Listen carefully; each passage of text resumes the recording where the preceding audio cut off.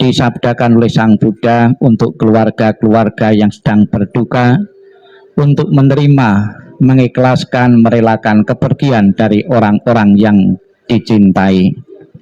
Sikap hening, sikap merenung dimulai. Inilah yang disabdakan oleh Sang Buddha.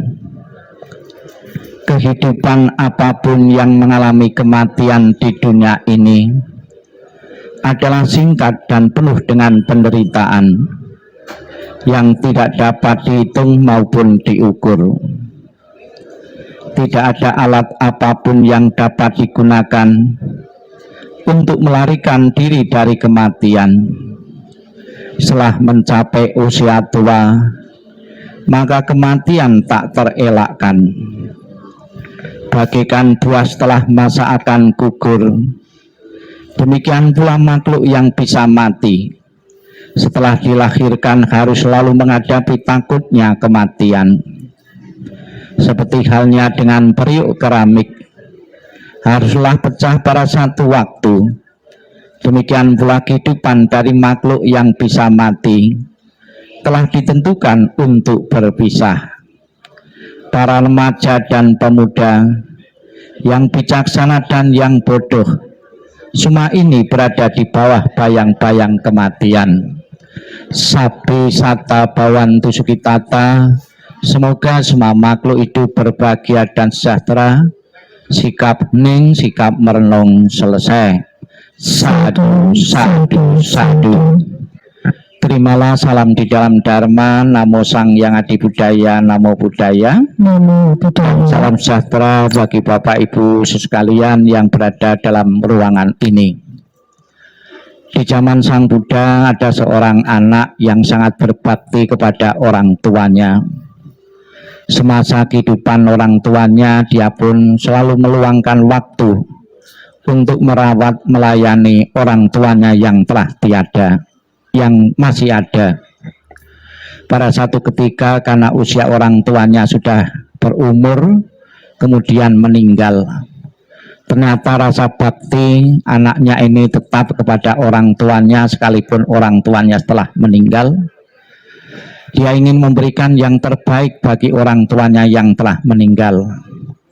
Dia datang menemui Sang Buddha, memohon kepada Sang Buddha. Dia bercerita, Sang Buddha, ayah saya baru saja meninggal. Mohon dengan kekuatan apa Sang Buddha, agar arwah dari orang tuaku bisa terlahir di alam surga, bisa masuk surga bahagia. Atas permohonan seorang anak ini, Sang Buddha membawa anak ini ke sebuah kolam sambil suruh membawa minyak dan batu. Telah membawa minyak dan batu dan ketemu kolam, Sang Buddha menyuruh pemuda ini untuk melemparkan batu yang dibawa tadi ke kolam dan menuang minyak yang dibawa tadi ke kolam. Apa yang terjadi? Batu dilempar di kolam, batunya tenggelam, minyak dituang di kolam, minyaknya terapung.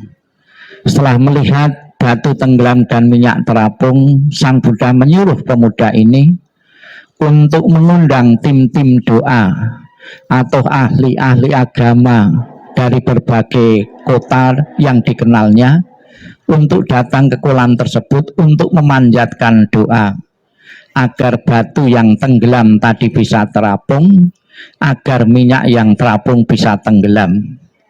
Mendapat suruhan Sang Buddha seperti ini, pemuda ini kemudian mengatakan, sekalipun didoakan dengan menggunakan cara agama apapun Sang Buddha, rasanya tidak mungkin. Kenapa tidak mungkin?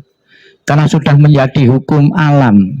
Batu yang berat akan tenggelam di air, minyak yang ringan akan terapung di permukaan air. Kemudian Sang Buddha mengatakan, demikian pula pemuda, kalau sekiranya orang tuamu semasa hidupnya melakukan perbuatan-perbuatan yang berat, perbuatan-perbuatan jahat, akan menenggelamkan orang tuamu di alam-alam bawah, alam-alam penderitaan. Kalau sekiranya orang tuamu di masa hidupnya melakukan perbuatan-perbuatan yang ringan, perbuatan-perbuatan baik akan mengangkatnya di alam-alam atas, alam-alam bahagia. Bapak Ibu sekalian, orang tua Bapak Alek baru saja meninggal. Secara pasti kita tidak tahu beliau berada di alam atas, alam bahagia atau alam bawah. Secara pasti kita tidak tahu.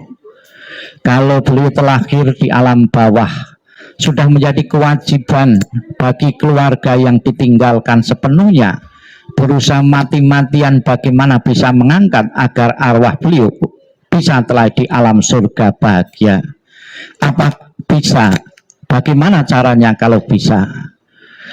Ilustrasi batu yang berat tadi bisa kita ambil satu hikmah dan pelajaran.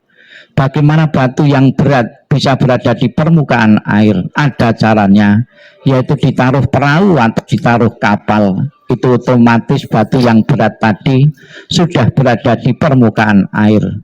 Demikian pula pembawaan doa-doa dari kemarin, saat ini, maupun nanti akan diikuti doa-doa peringatan-peringatan yang lain dalam rangka membuat perahu-perahu, membuat kapal-kapal bagi beliau.